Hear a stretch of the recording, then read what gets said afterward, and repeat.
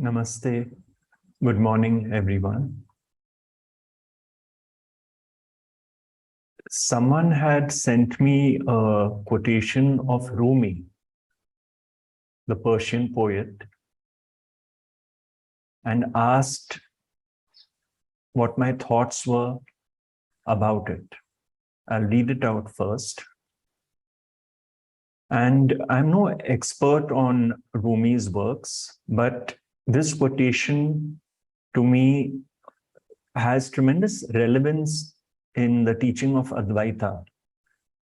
So I can explain it from that perspective.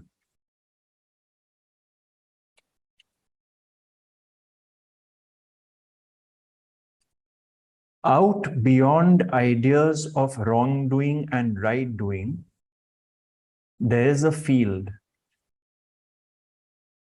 I will meet you there.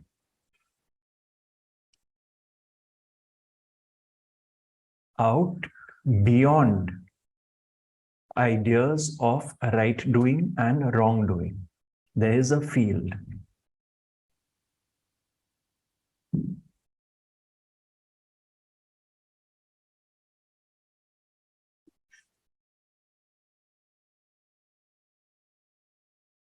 You see, this represents the polarities of right and wrong.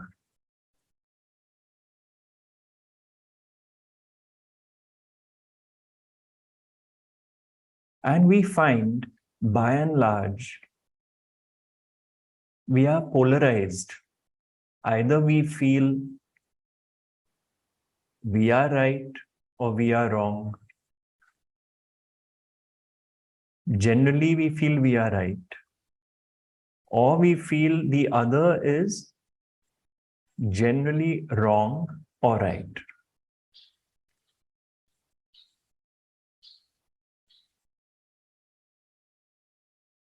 Now, the teaching of Advaita is an invitation to look at this in a fresh perspective. That what I consider right, if I feel I'm doing the right thing or saying the right thing, as against the other who I feel is saying the wrong thing. You see, this brings to my awareness that what I consider is right is based on some very limiting factors.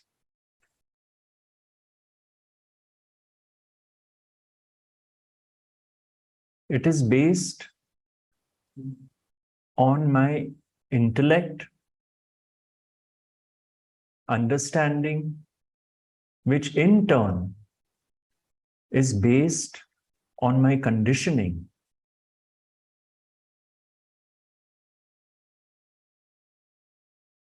On my genetics.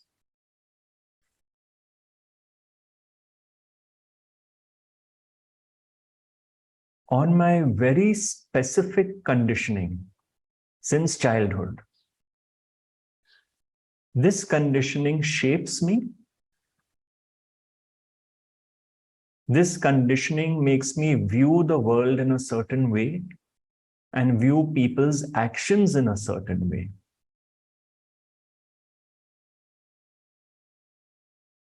And therefore, on the basis of that, I pass judgment.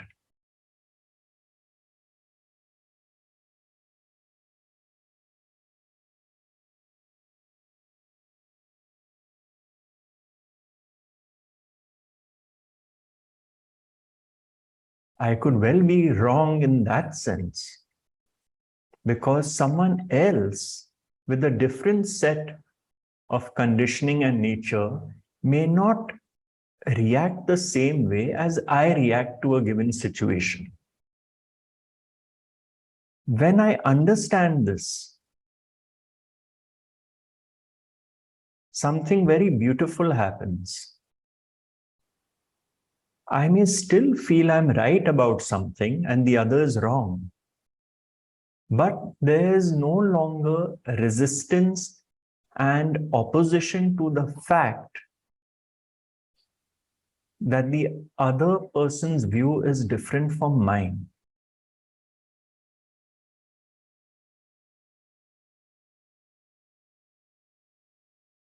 This removes the thorn in relationships.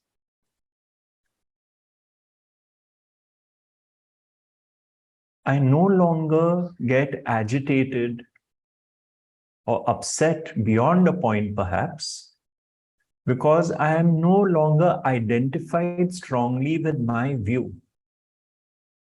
I still have it, but I don't force it on another. I don't try to convince them all the time.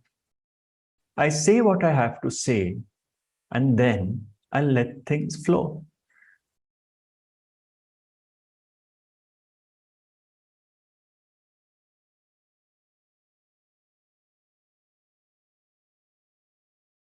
So what is this field which Rumi is pointing to, which is beyond right doing and wrongdoing? I will meet you there.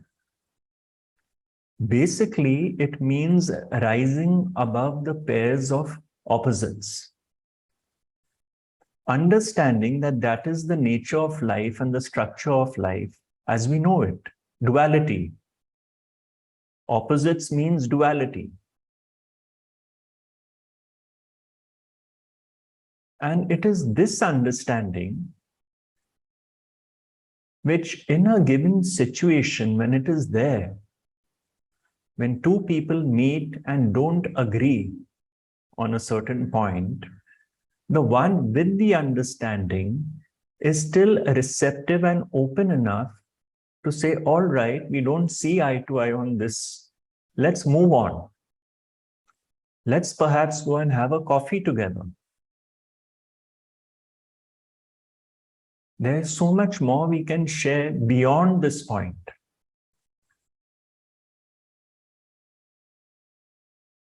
That is the field of presence, one could say. Because when my thinking mind, when the thinking mind of the ego is not churning the incident all the time and refreshing it, bringing what is now the dead past alive all the time, when my thinking mind is quiet, all there is the sense of presence, which is the field.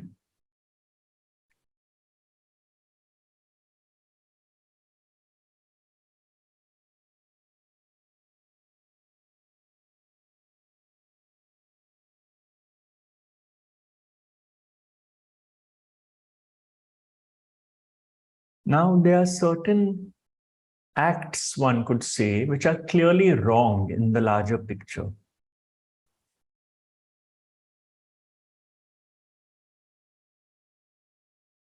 Let's say someone is abusing you, as one example. This does not mean a passivity. It does not mean holding oneself back. All it means is we don't know where this person is coming from. We don't know their conditioning. We don't know how they were treated by their parents, and so on and so forth, which makes them say certain things and do certain things.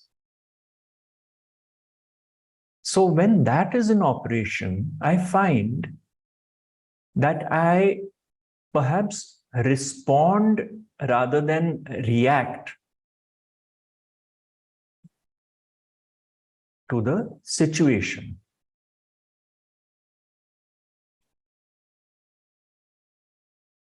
Choices come up in front of me, whereas earlier I might be mired in this action-reaction loop.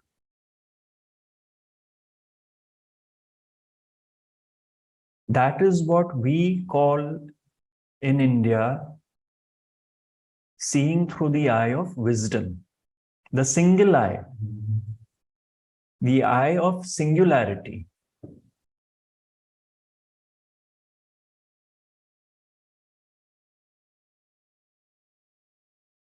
The dawn of wisdom.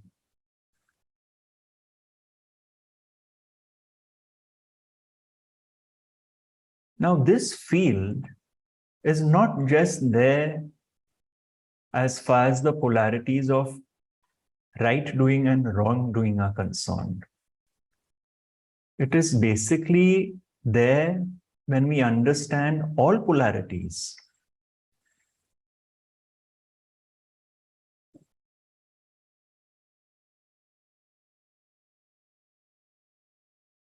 Pleasure and pain is one example. When we understand that life will not give me pleasure all the time, my own experiences, pleasure sometimes, pain sometimes. Maybe pleasure rarely, pain most of the time, because that is the nature of life. It is transient. Then it means I'm no longer polarized and demanding and expecting life to give me one pleasure after another. That is why Maharaj said, what comes unasked from the universe, it is what is meant for you, pleasure or pain. So the sage understands that suffering happens when we are stuck on one polarity.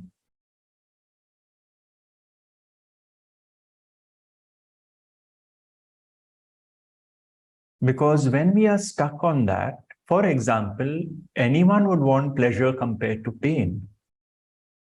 But when we are stuck on that and then try to force outcomes to give us pleasure, we create suffering for ourselves and others.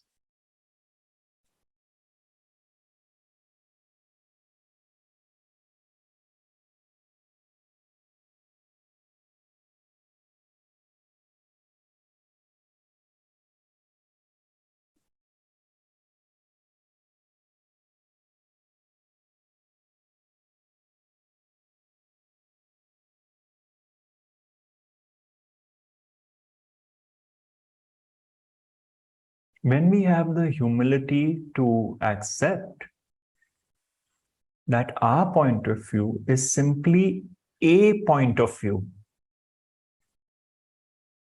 and not the truth, then we find that we are more and more at peace through the journey of life. But that also requires humility to know that perhaps a particular relationship which I have been viewing for so long, I have been viewing it from a very limited perspective.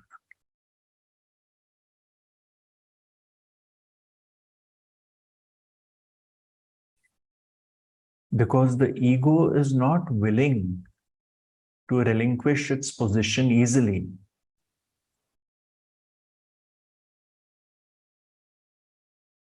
That willingness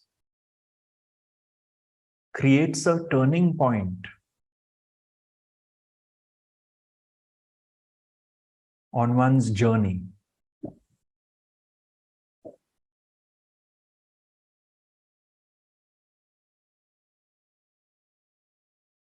What Goldsmith would refer to as being unselfed.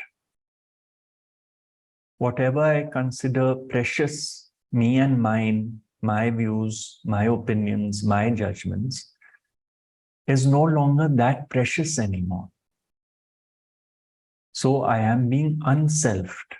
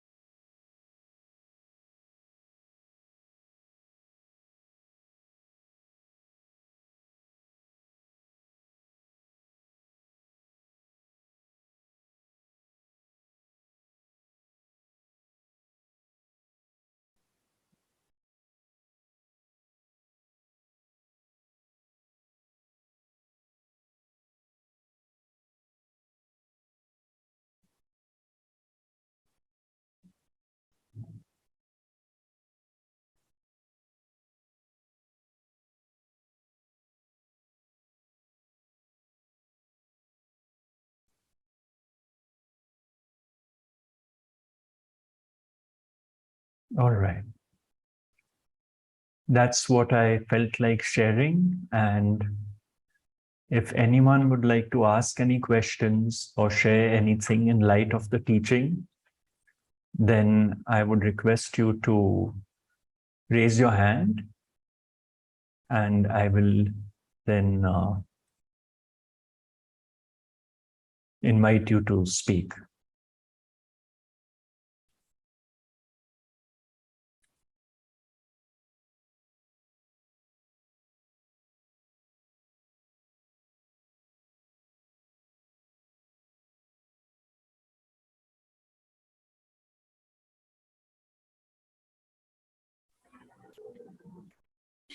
Yes, Renko. Hello, Gautam. Can you hear me? Yes, I can. Thank you. We are talking for the first time, probably, I think. And I'm very grateful for the satsangs and talking and everything. And I want to ask, some people pushes its view no matter what, until the point of a quarrel. And that is their conditioning. They cannot help with that. And I'm in a situation I have to cooperate with them. I have to make mutual tasks with them, making decisions even together. And it seems impossible. So what do you think, what is the best attitude in that situation? It's a question which comes up often, Renko, and it is certainly a tough situation to be in. You see, because I'll give you one example. Recently, someone told me a father and son relationship. They have been trying for a very long time to get along, maybe 15 years, and they don't see eye to eye. Now the son is fed up of trying because he feels his life is going by. He has understood the teaching. He has accepted that the father is playing out his script. Nothing they have tried, no reasoning has worked. Now has come the point where he is looking at options which he never considered before. For example, the option of telling his father that, look, let's accept we can't get along. Now, his fear in this case is he might lose the inheritance. You see? But this option, which was not thought of before, due to the circumstances, due to the fact that no matter what the son brings to the situation in terms of understanding the father, the dynamic is not changing. So earlier, it was inconceivable for him to even think that he could exercise the option that perhaps the inheritance will not come his way. And he is now pondering whether it's really worth going through suffering in order to get the inheritance. That is his situation. But if you can see that the objectivity which this teaching brings, it opens up certain dimensions. Now, you may be in a situation where there are no options which are coming in front of you. Sometimes we are trapped in a specific situation we can't get out of. It is easy to say that sometimes the best thing is to walk away. All this teaching does is holds your hand while you go through this situation.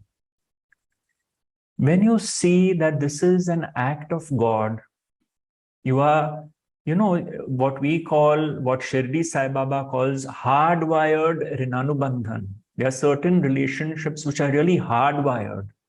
They are greatest teachers. What you are describing could be one such relationship. And all this teaching says is that when we see this relationship in this light, that no one is the doer of their actions, all that happens is what was simple imprisonment in this equation, we don't convert to rigorous imprisonment by the thinking mind blaming, condemning, judging, hating, and so on and so forth. Now, whether it is your destiny that an opening is found, something changes, that God knows. But this teaching creates the ground for that possibility. That is my understanding of it.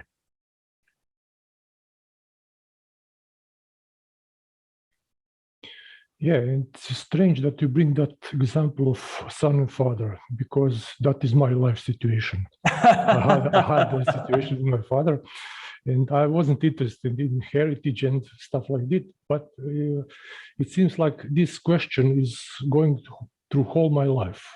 Yes. Probably it is some lesson in it I have to learn. You see, while you are hoping to learn that lesson, and there may be a lesson, there always is, we do not know what it is, perhaps. The lesson, Renko, is this, that every time we blame the other, we are reincarnating into the same relationship,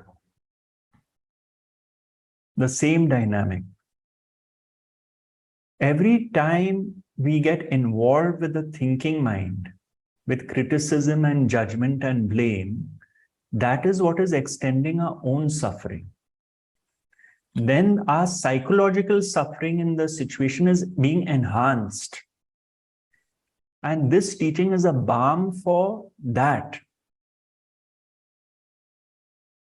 But sometimes, and I have mentioned this not too often, because I do feel that one should try one's best to work through a relationship situation, through the relationship, and not escape it. But sometimes we find that it's not going to work. And then we try to tell that person, look, we've tried long enough. Let's now agree that we can't make it work out. No one is to blame. And let's see if we can get along on other issues and other aspects. All we can do is try. Results are never in our control, will never be in our control. But what happens is, to reiterate the point, I can look at the same relationship in a different way and ask myself, is there any scope to continue this relationship beyond this struggle and this particular topic maybe which has exasperated it? Do I like this person's inherent nature except for this problem? So that kind of investigation can go on for oneself. That is an allowing, rather than shutting all the doors, you see. That is what happens. And if it comes to the situation where there is no hope, you will be surprised to find that you still wish the person well. All right, it didn't work out. But I wish you well on your journey of life. who would want to wish someone else pain and suffering really? Because when we've seen enough, we know how difficult that burden is to carry. So deep down, the people we don't get along with, the people we don't see eye to eye with, we also wish them well. That may your boat float across the waters of life gently. We didn't get along. It was not our destiny to. So be it. We tried our best. I tried my best. That's all I could have done. Yeah, the main point is actually the blame. Blaming people is the main issue. Yes. You have to see. Yes. That is this whole point of right doing and wrongdoing. Yeah, this is very helpful. Thank you, Renko. Which part of the world are you in? Croatia. Croatia. Okay. Former Yugoslavia, if you know. Yes, yes. Okay, thank you.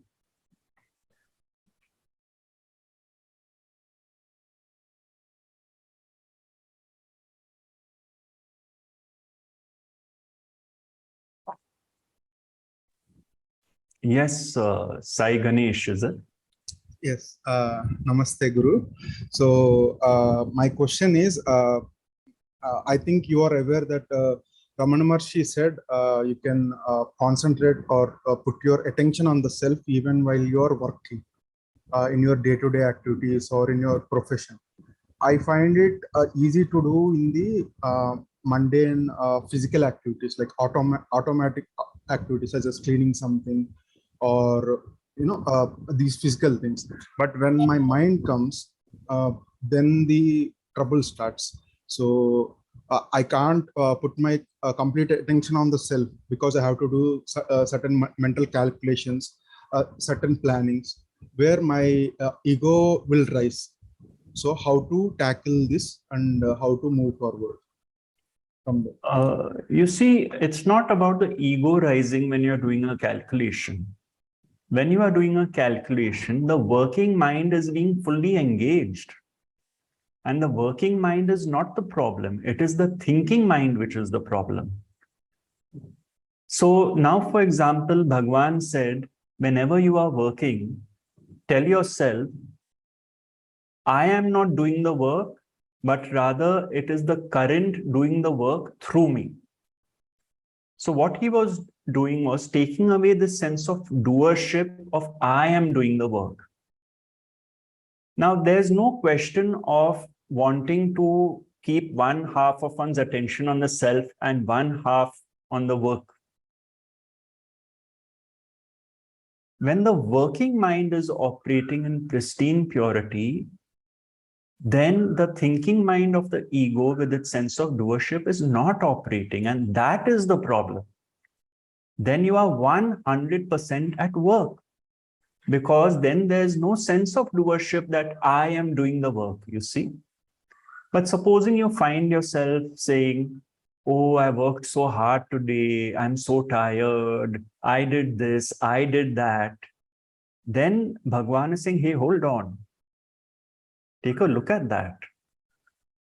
You have been gifted attributes, your nature, which has allowed the work to happen through you. It is this claiming this work as mine, I did it, which is tiresome and burdensome. There may be physical tiredness if I'm engaged in a certain activity, or even mental tiredness if it's a lot of mind-related work. But still, as long as the working mind is functioning in pristine purity, that is absolutely fine. The problem is when the ego is claiming ownership of doing that work. That is when the difficulty comes in. You see, because this reminder of his is actually quite beautiful for someone who's embroiled in work. For example, just as an example, even if you set an alarm every 1 hour for if you're at work for 6 hours or 8 hours, just as a reminder that, hey, just step back. Who is doing the work? You know, it recalibrates, especially a person who has so far thought, I am the doer, I am doing this, I am working hard. It's like a recalibration. And then you'll be surprised that you find that when my thinking mind, which is the ego with its sense of doership, is not operating anymore when I am working, my work is turning out to be more and more efficient.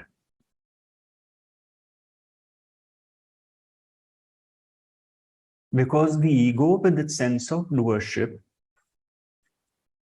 is not only claiming the work as its own, but is generally found to be in the dead past or an imaginary future, full of either regrets of the past or hopes and fears for the future. In the present moment, when the work is being done, when the working mind is engaged, most definitely, the mind will pull its experience from the past years in order to do the right thing according to what it considers is the best way to do the work. But that is still the working mind.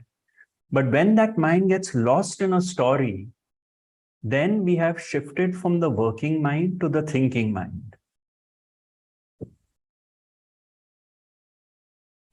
If we live with this understanding more and more, that all actions that I thought I was doing are actually happening through me,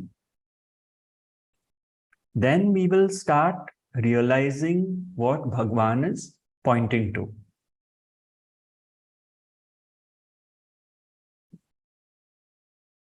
Does that help you in any way? Yes, it very much helped me. Thank you very much. And can you tell me any warning signs when this working mind is shifted to this thinking mind? So how to find that and how to recalibrate myself? When you find that your attention is now fragmented, when you find, oh God, I'm not giving 100% to the work anymore, my mind drifted, then automatically you will know that the thinking mind was in operation. Nothing needs to be done. Or when you find that you are working about something, thinking something else about, I have to call this friend in the evening, I have to go here, I have to go there, automatically the understanding comes that the mind was drifting. You see, so all this does is shines a light of awareness. There's nothing really to be done to stay in that present moment, because that doing itself is what is taking you away from it. You see? So this is, for example, even in meditation, what happens, say you want to sit for half an hour, and you find that at some point your mind drifted. Something came up about yesterday or something you have to do tomorrow, and suddenly the awareness comes that my mind drifted. So it is the awareness which cuts off the involvement. You don't have to do it, because then that creates more effort and a further sense of doership that now I must be very attentive so that my mind does not drift. That can be quite stressful, actually. That is why my teacher would say, the seeing is the only doing necessary to see the way the mind works, how it moves, how it drifts, and just to be aware. That awareness brings it back to the center point. Okay? Yeah. Thank you very much, Guru. Thank you very much. Thank you.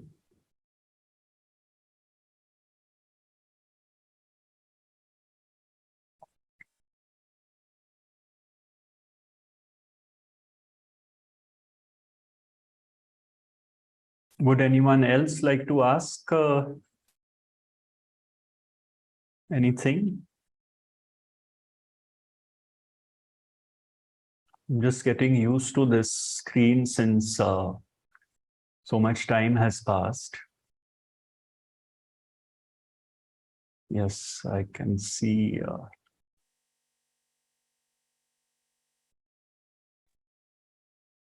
Yes, Latha. Namaste, sir. Namaste. From the non-dual perspective, when Sri Ramana was asked, how do we treat others? he said there are no others.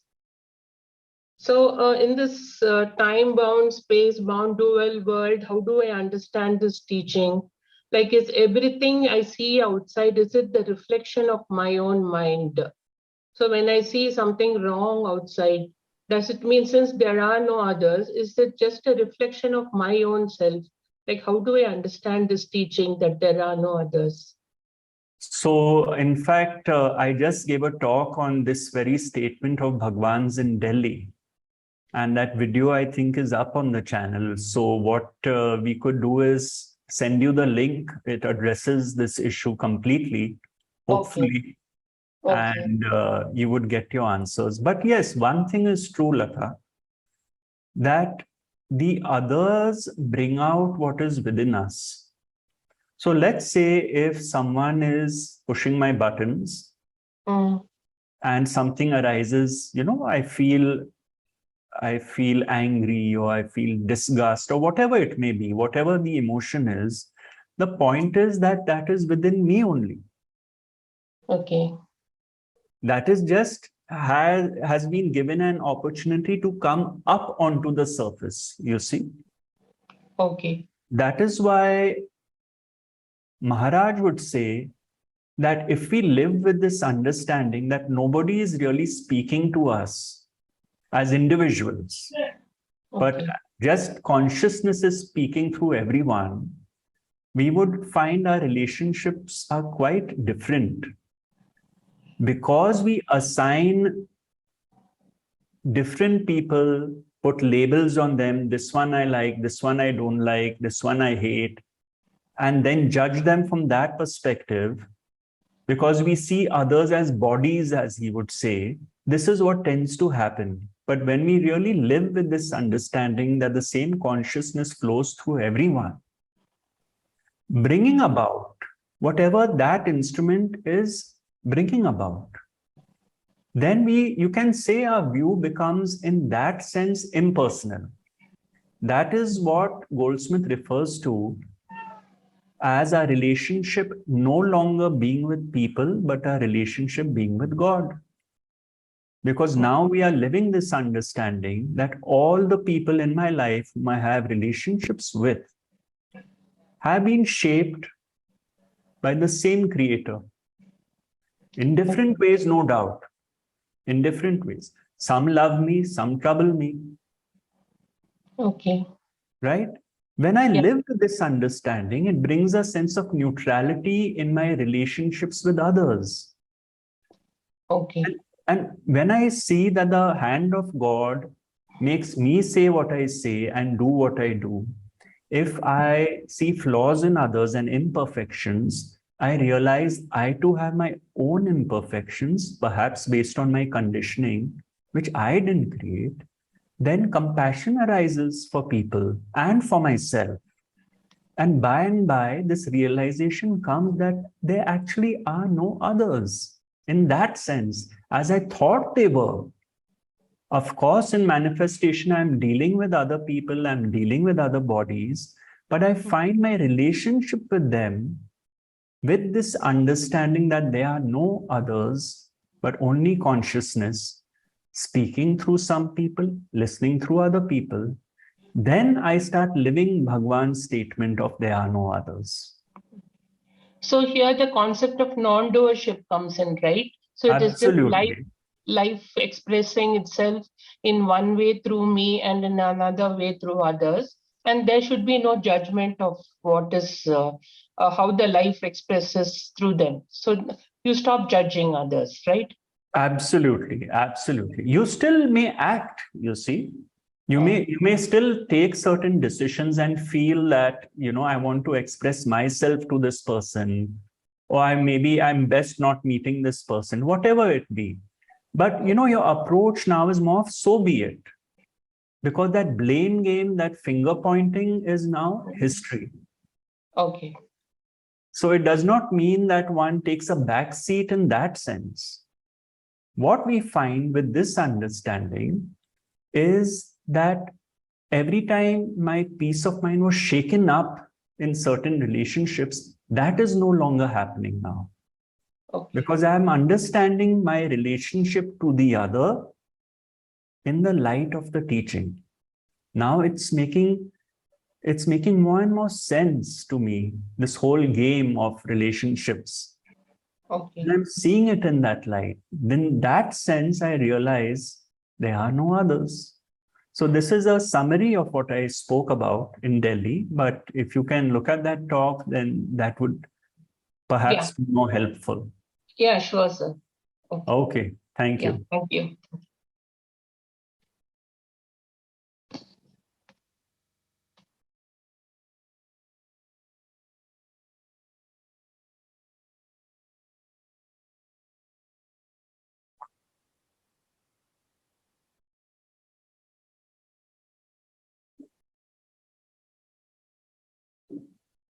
Yes, Sarthak. Have I pronounced your name properly? Sarthak? Sarthak.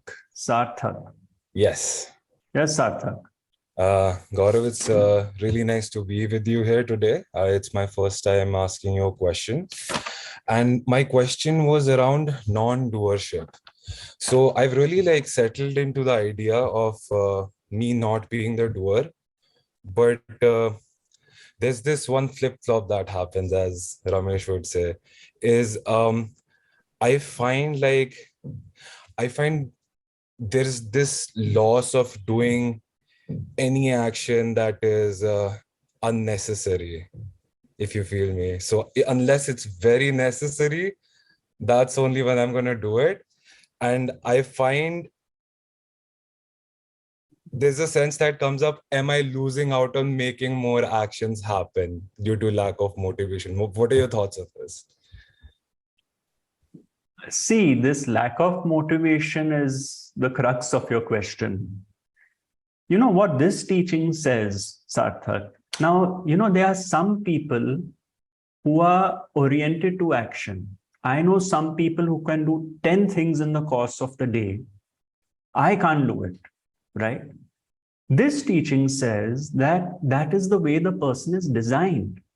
If the person's nature is to do things, to be very active, go here, go there, they are honoring their nature when they understand I am not the doer. It's not changing their nature. If one's nature was more of, let's say a degree of passivity, and one realized one was caught up in the drama of life too much, and one was moving away from one's nature because of the force of life, then one finds one is now resting back into what one's nature was. Now, in your case, which of the two is it? One is that I loved doing things. I was a doer. With this understanding, it is clear that now I know I'm not the doer, but I still love doing things with this understanding. So I'm true to my nature in that sense. The other is this was not really my nature. It became my conditioning. My preference is, in fact, to not do as much as I was doing. Then you're honoring this nature, which was your true nature. So there's no right and wrong. This understanding says that either way, it does not say don't act. If action is true to you, please go ahead knowing that you are not the doer. And you will find in the flip-flop that maybe out of 10 actions, 5, they just started happening and you'd rather not have done them. So you go through a kind of filtration process and a calibration process which creates the flip-flop. It's actually quite beautiful because even this phase of thinking, am I becoming passive, is what is meant to be. Because for the first time, the ego is questioning its actions. Earlier, it was a default mode. I was like just programmed like a doll, which is wound up and I'm going tuck, tuck, tuck, tuck, tuck. So now I'm looking at everything like, hey, is this really what I want to be doing? Is this what I feel I should be doing? So I'm reinvestigating that, and that can appear to me as being more passive. But most importantly, the defining question is, am I more at peace or not? If I find my peace isn't doing less, so be it. But I may find that no, my nature, my mind is going crazy because I love doing things. And in fact, when I'm doing 10 things, I'm more at peace. Could be. We don't know. The criteria is peace of mind, sukha shanti.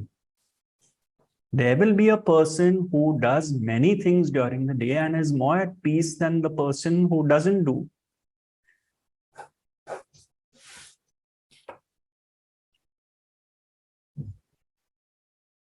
That makes a lot of sense. Thank you. Okay, thank you.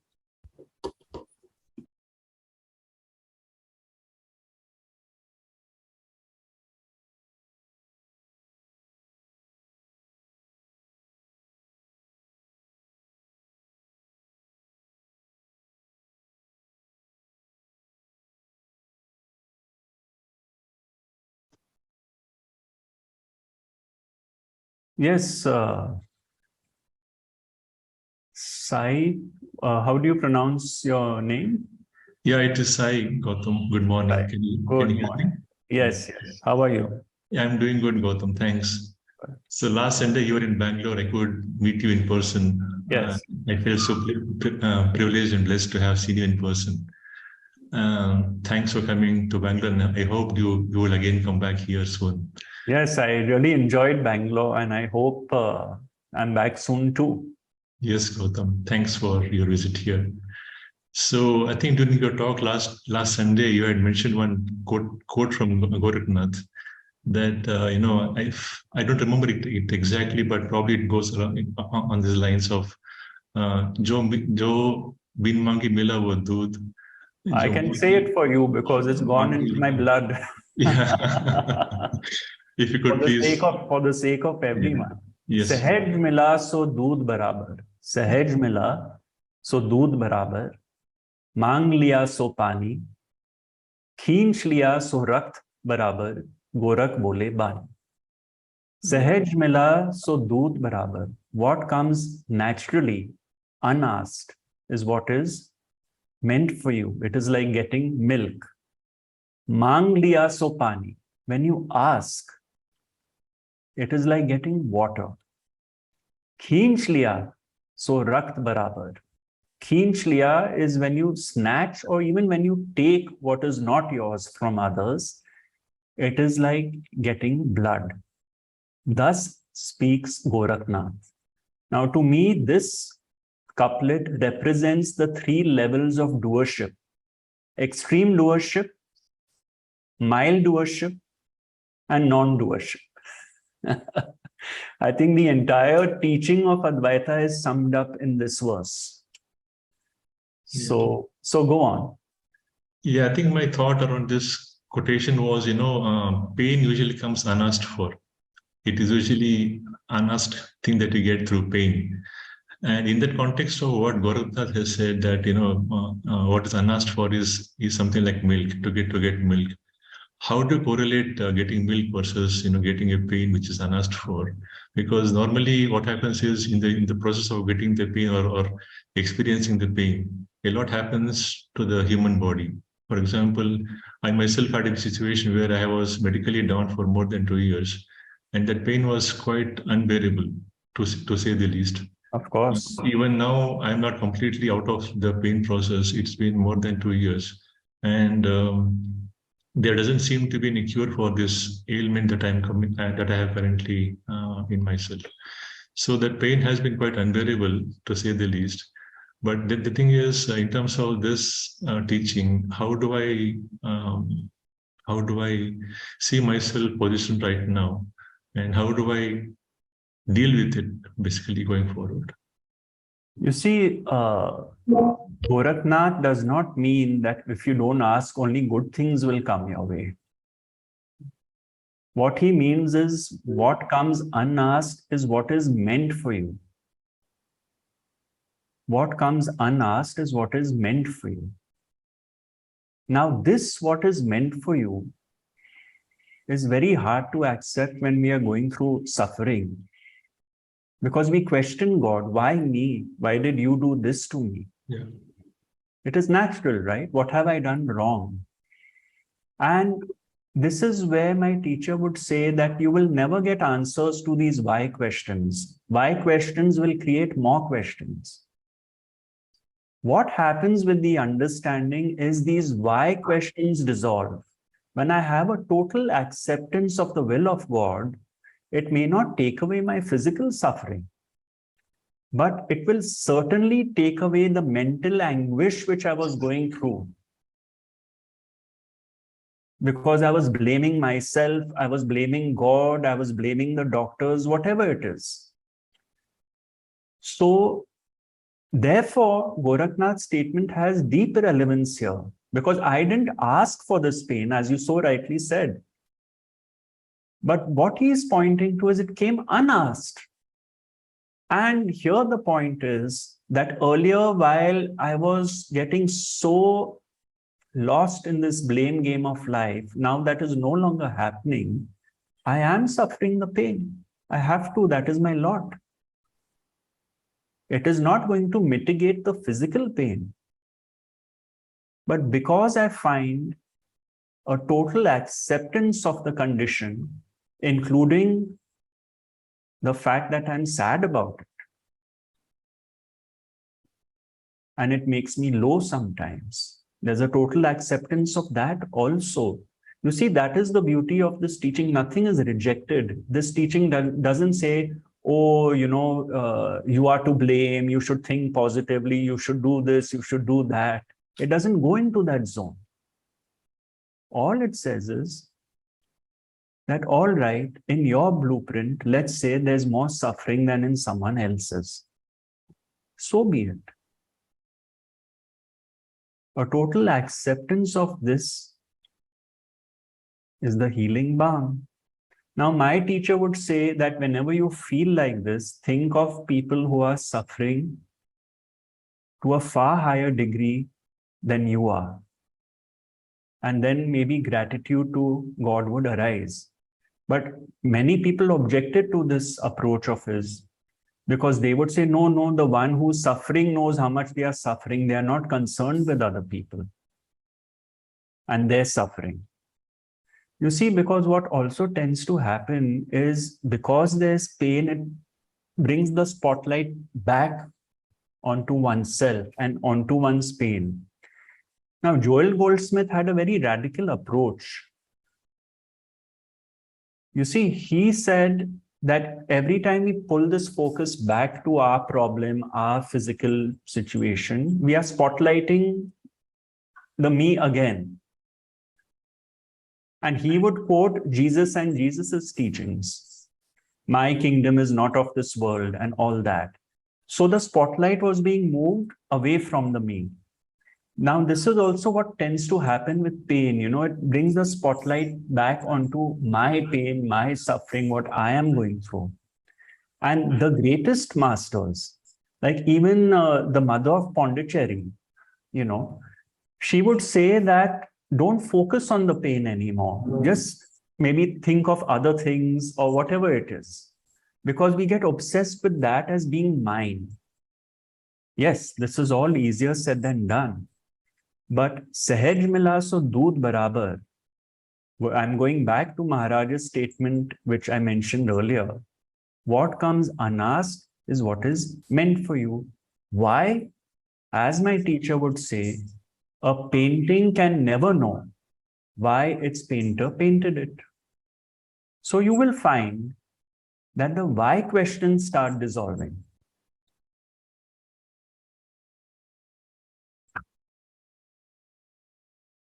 Yes, Gautam. Yeah. So essentially what it means that is that the new normal that I'm currently facing or grappling with in terms of my medical condition has to be accepted completely, totally. And then maybe see the way forward from what I think the best can be done in this case. Yes, and all your feelings about it too are legitimate and have to be accepted so that the suffering is not multiplied.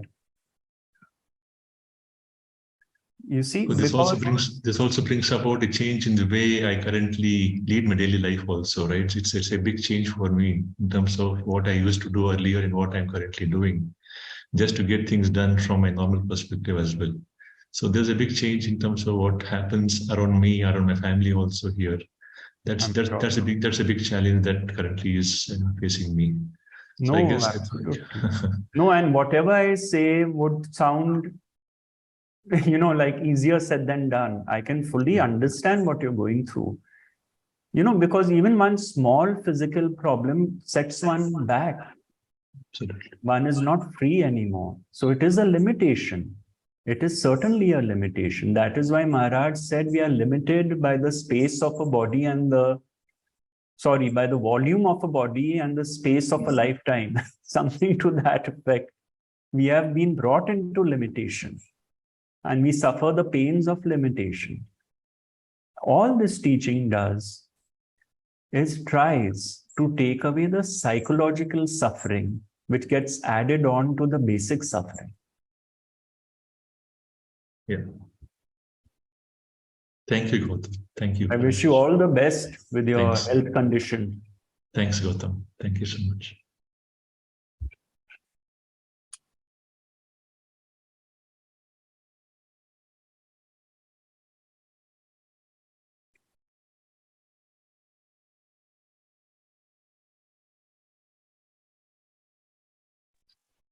Yes, sir. Is that Suli? Yes. Hello. Hello. Gautam, since I have known you, since I have first listened to your talks on YouTube, I have tried to listen you always, everything I listen, because I feel a lot of peace with your teachings, with the teachings. The thing is, I am talking from Portugal, and I am thinking of going to your retreat in January because I had a dream. You appeared in my dream, I believed. And in the dream, you said that I should go to India. And I was impressed by that. I don't know if that's like imagination of just a dream or if you really entered my dream. The thing is that I am thinking of going to the retreat and I am arranging things with a friend to go. That's what I would like to comment. That's interesting for me too, because I rarely use the word should and tell people what they should and shouldn't do.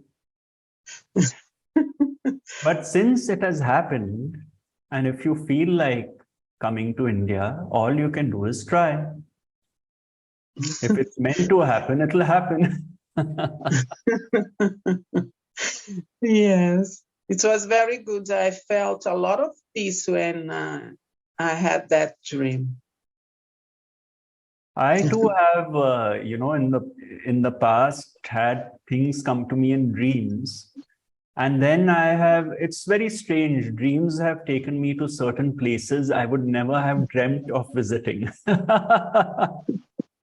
At least consciously, I have had certain dreams, let's say of a certain temple. And I was not ever a person to visit temples as such in my younger days. But then I found that when I said, all right, this dream has come and let's see whether I need to make a visit for whatever reason, God only knows. I found it was all being organized very efficiently for me. You see, that actually took me by surprise, that things fell into place and somehow I landed up there. It's not that I had any tremendous experience or there was lightning going through me or anything, but I said, all right, I am here because I was meant to be here. And for whatever I'm supposed to receive, I'm here. No expectation. So in that sense, that's how it has happened for me as well. I see. Thank you. Thank That's you. it. Thank you. Thank you.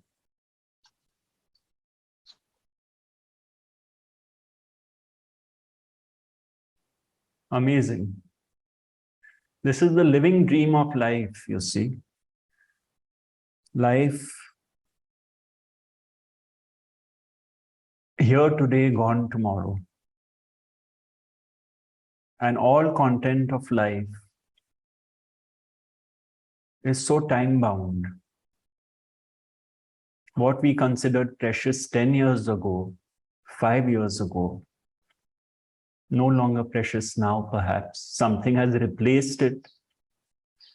Something else has become precious.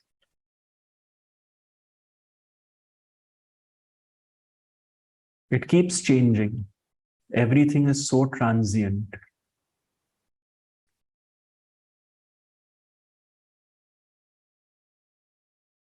Everything is like shifting sands. And yet, I have seen it all. Since my first birthday till whatever age I am, 20, 30, 40, 50, 60, 70, that has seen through all the ups and downs in life. That one constant has seen it all. Has seen what moments created happy memories, what moments created sad memories. And then God gives us the gift of deep sleep. Nobody is excluded from that as such. When we realize that our sleep was deep because we didn't exist as a separate ego in deep sleep.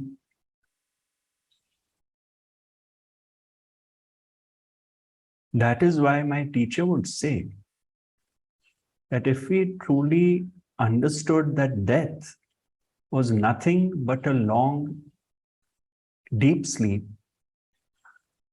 perhaps we would not be as afraid of it as we are. And with this teaching, what happens? It brings about the death of the ego with its sense of personal doership.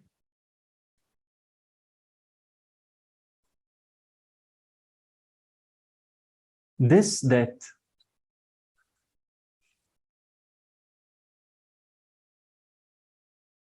allows one to navigate the waters of life, what happens to us, so to speak,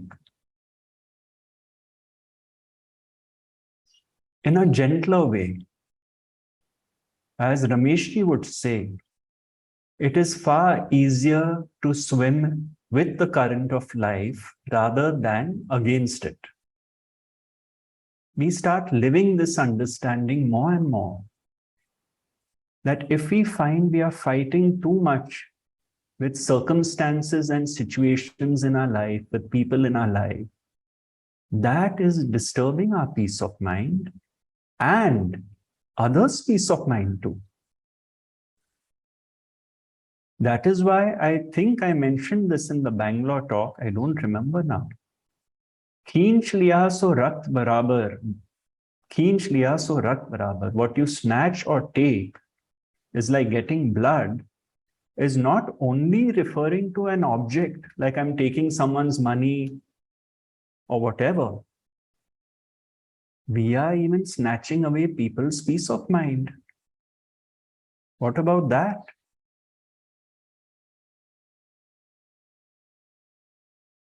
How do you feel when your peace of mind is taken away from you?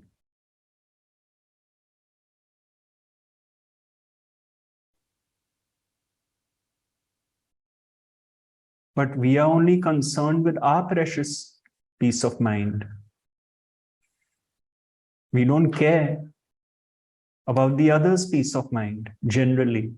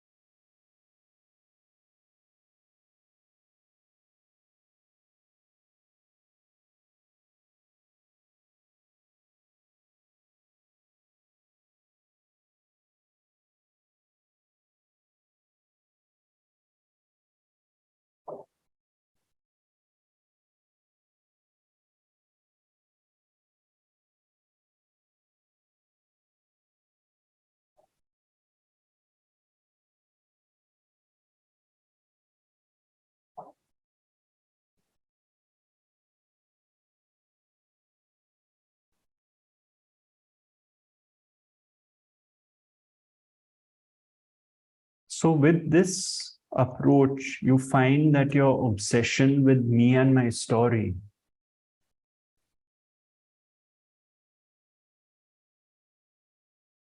starts disintegrating.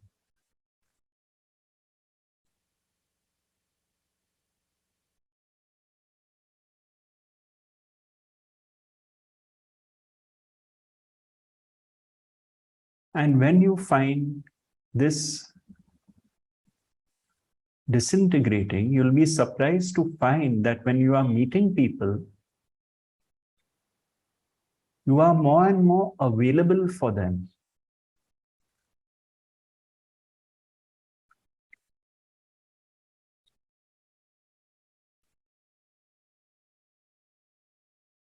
When you find, suppose there's someone in your life you've been trying to correct all the time. Could be a parent, sibling, child, or friend. And you meet this person tomorrow. And you look at this person and say, my God, this person is precisely the way God made them. And my need and compulsive need rather to try and change this person, to make this person better, when that need is no longer arising, I am meeting this person for who they are. Whether I like them or not is a different matter. Whether I agree or not is a different matter.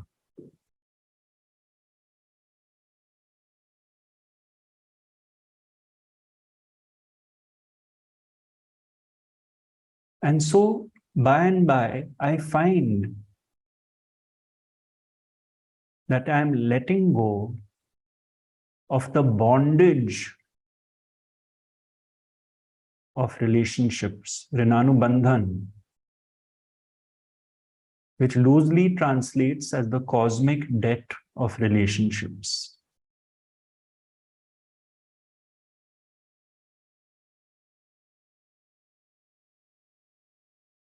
I am setting people free, and in the process, I am setting myself free.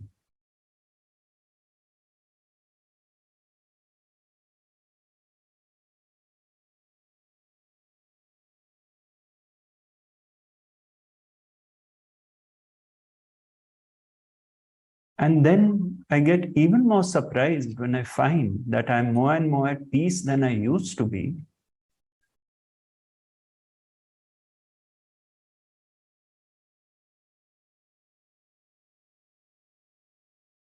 That some people are perhaps drawn to that peace. Maybe strangers, it could be anything. Someone in a shopping mall, in a restaurant, sitting at the next table.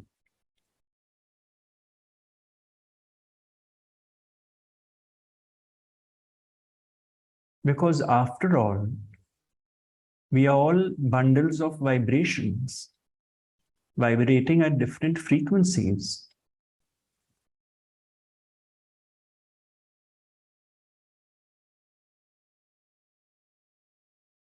And that is why we get drawn to sages.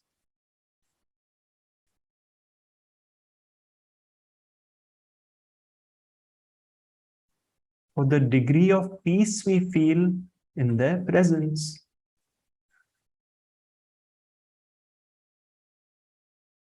Because we know that we are accepted there without judgment.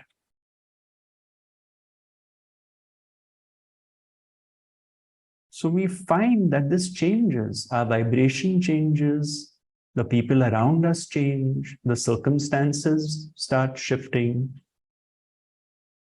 Because we are not perpetuating like we were habitually old patterns, old knee-jerk reactions, old trigger points, so that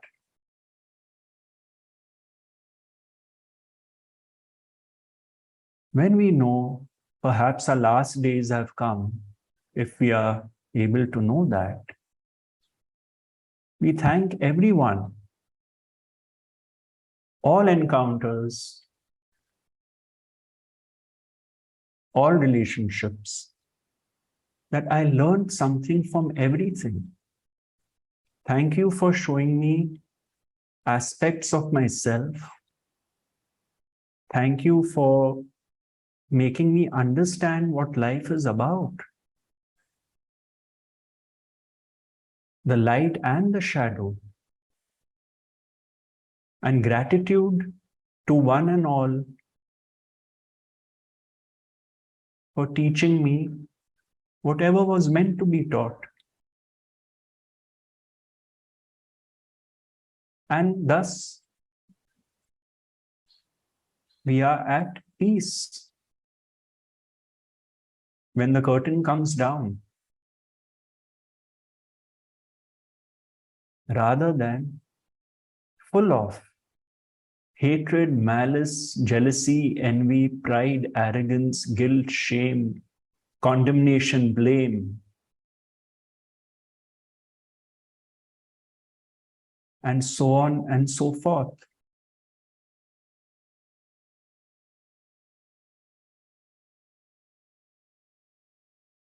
We understand everyone has been assigned a role, just like a game of chess.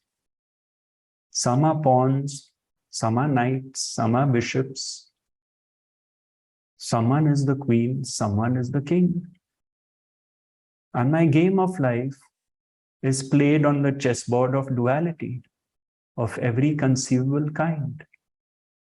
But whether I am black, whether I am white, whether I win, whether I lose, is all really irrelevant, because now I know that everyone on the chessboard of my life was moved by a higher power.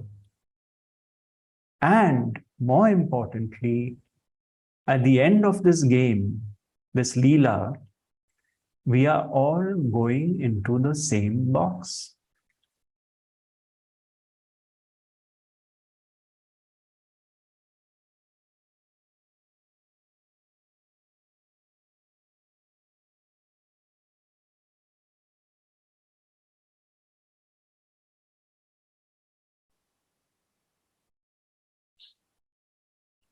I will just change my view so I can see all of you.